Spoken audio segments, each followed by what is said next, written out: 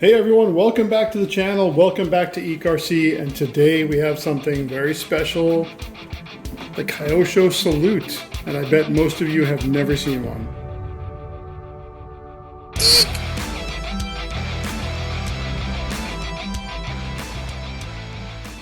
So the Kyosho Salute came out in October of '96, and it was kind of like a Turbo Optima. So the Turbo Optima came with, like, had the gold shocks, which you can see here. It had sway bars. It has sway bars. It had lower profile tires and wheels. If you remember, the original Optima's got like the small wheels with big fat balloon tires. The Salute did not come with a motor. The Turbo Optima did. I believe it came with a 240S, Le Mans 240S. I could be wrong, but I'm pretty sure it came with a motor. This one does not come with a motor. It says motor 540, 550 type not included. So that really was the difference besides the body. So this is kind of like a, at the time this looked like a spaceship compared to some of the other ones. It was kind of futuristic looking. Kind of cool if you ask me. There are two versions of this. There is an orange one, or a red and orange one, and this blue and white one. I think this is the one to have. I hardly ever see these come up for sale. I saw this, a collector put it up for sale, and I had to have it. I bought it. So I'm not keeping this one though, unfortunately. This one's going to Keith over at RC Icons. Basically what happened was I purchased this one, and then a Kyosho Optima Pro came up, which is on my bucket list of must-have cars, vintage. The new one's coming out soon, so I'm gonna pre-order that as soon as I can. But the vintage inbox, new inbox, I have that one, and that one just showed up from Bai. So we're gonna open this up and check it out. I'll be very careful, Keith, don't worry. And let's see what you get back in 1986 with the Kyosho Salute. The box is actually in pretty decent shape. It's it's a little bit worn looking and has some discoloration, but a lot of the box, especially the Kyoshos, that's what happened to them if you keep them in storage for too long. Keep them bouncing around. You can see the box art. It's kind of pretty neat here. A lot of stuff in Japanese. Shows you some of the details. There's the 240S motor. Kind of cool, right? Some tech specs. All right, so under the hood here, let's see what we got. Let's turn this around this way. I think this is the better view. So here it comes with your instructions, and it did come with, I don't know why, but it did come with another set of instructions. This is version 1.0, so this one doesn't have a version on it, at least down here. So I'm not sure if they kind of made any changes or any, additions to the manual, or made some changes. I'm not sure. It doesn't say it on there. But as this comes with the original instructions. Inside the instructions, of course, they have the sticker sheet, which is untouched, brand new. And honestly, when I got this in and opened it up, I kind of had that feeling that, somebody opened it up and looked at it and put it away and never touched it again for many, many, many years. So you can see how they presented things back then. It's similar to the Legendary series, the way they package everything in the blister packs. So you get your body, which still has the original wrap on it. These don't come with a protective film. It's a slightly dirty, maybe from being in storage, but that can be cleaned up with some polycarbonate cleaner. You can see it's kind of a cool shape. Here is your driver figure. Very cool.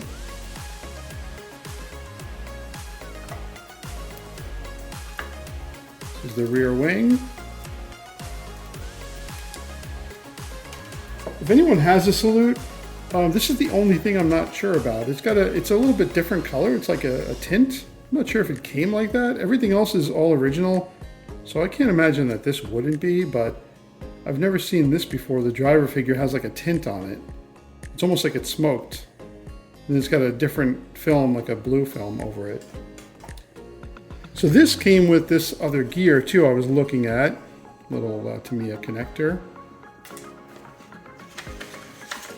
So it came with this gear here, limiter gear set. And it has this little note in here saying on page 6, step 4, the instruction manual shows the assembly of the final pinion gear to a limiter gear set. Included in this kit in a separate bag is a new improved limiter gear set, OT74, which that's what this is. This improved limiter gear set should be used instead of the one that was originally packaged in the kit. The insertion of this improved gear set is part of Kyosho's continuing effort to produce only high quality products. So they probably had some kind of problem with the original gear, and they give you, in this kit, an upgrade. That's kind of neat, I like that. I wish Tamiya would do that with some of their kits, make some improvements. So here we have, you know what, it is upside down, but here, just to make it closer to the camera, let's take this out here. You can see the beautiful gold shocks, full bearing kit, your typical Optima arms, and here you can see the sway bars are in here. You have the front and rear diff gears.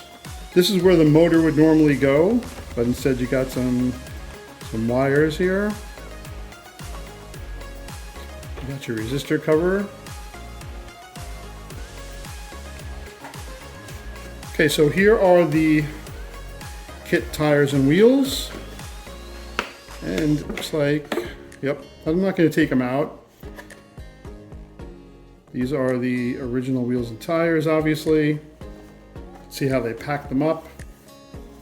And in here I can feel there's some other parts, and to be honest, I don't feel like this was ever opened. Nothing is creased or bent. And the person I bought it from did not post any pictures of anything inside, so I believe that this was completely unopened. I'm not going to open that. I really like this box art, which they did back in the day. It showed off the chassis. Very nice. And then you have your other box of parts here, which is quite heavy. Which all the metal bits are in there, and screws and hardware and everything else. So I'm going to pack everything back up. I just want to show you guys what it was like to get a nice brand new kit from Kyosho back in the 80s, in 1986. So if you were a kid and your dad came home or mom came home with this, you'd probably be ecstatic and just lose your mind if you were an RC fan, because this is probably one of the cooler kits if you ask me. I mean, other than getting a Turbo Optima at the time, which was probably the top one you could get, this was pretty cool. And the only thing you had to buy was obviously a radio set and a motor, but I always wanted to pick out my own motor anyway. It wasn't something that I wanted to be chosen for me. I like picking my own motors. All right, so what do you guys think of this? I think this is really cool. I love opening these time capsules that are these old kits. I've had a few here and there. Let's see if we can package this back up the way it was. So yep, I'm gonna get this one shipped out to Keith as soon as I can.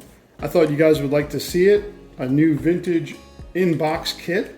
I do have the Optima Pro kit, and I'm not sure if I'm gonna make a video on that one, or maybe I'll wait till the re-release comes out and then we can have a little side-by-side comparison, like an unboxing of the old one and the new one. So we'll see. Now Kyosho did also make a belt drive kit, because these are exclusively chain drive. They only came out with chain drive.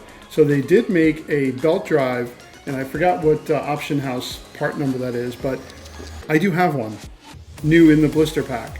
So I'm kind of saving that to keep with my Optima Pro. So thanks for watching, everyone. I just wanted to make a quick video on this before I send it out to Keith. I know he's going to really enjoy this one. If you're not sure what RC Icons is, I'm going to leave a link below in the description, because he has an amazing collection and a really good YouTube channel that shows you all kinds of not only vintage cars, newer cars. He's always unboxing something cool and fun and things that you haven't seen in a while. So I beat you to it on this one, Keith. I did. I beat you to it on the Salute. Anyway, thanks for watching, everyone. Please give me a thumbs up if you can, and I'll see you on the next video.